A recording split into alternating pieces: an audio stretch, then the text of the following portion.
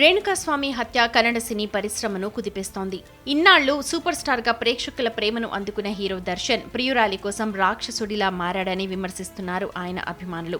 పవిత్ర గౌడకు అసభ్యకర సందేశాలు పంపుతున్నాడని తెలిసి విచక్షణ కోల్పోయి తన వీరాభిమానినే దారుణంగా హత్య చేయించాడు అన్న ఆరోపణలు ఉన్నాయి. అయితే తనకు బలంగా గాయం కావడం, ప్రైవేట్ పార్ట్స్ పై బలమైన గాయమవ్వడం వల్లే రేణుకాస్వామి చనిపోయాడని పోలీసులు చెబుతుండగా ఇప్పుడు బయటకొచ్చిన పోస్ట్ మార్టం రిపోర్ట్ కారణంగా అసలు విషయం వెలుగు చూసింది. రేణుకాస్వామిని ఎంత దారుణంగా చంపారో ఆ రిపోర్ట్ బయటపెట్టింది.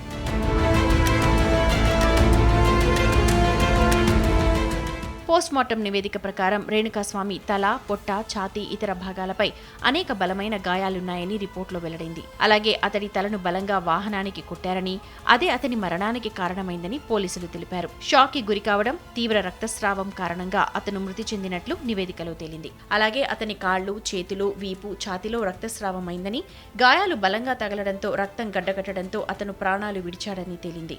చెక్క, కర్ర, బెల్ట్తో అతనిపై పాశవికంగా దాడి చేసినట్టు నిర్ధారణ అయింది.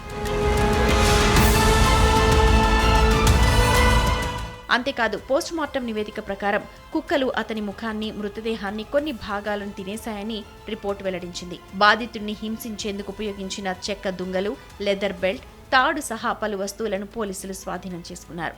రేణుకాస్వామిని కిడ్నాప్ చేసి హత్య చేసేందుకు తన అభిమానులు ముగ్గురికి ఒక్కొక్కరికి 5 లక్షల చొప్పున ఇస్తానని దర్శన్ ఒప్పందం చేసుకున్నట్లు విచారణలో బయటపడింది. ఇక ఈ కేసులో దర్శన్, పవిత్ర గౌడతో పాటు మరో 13 మందిని అదుపులోకి తీసుకున్నారు పోలీసులు.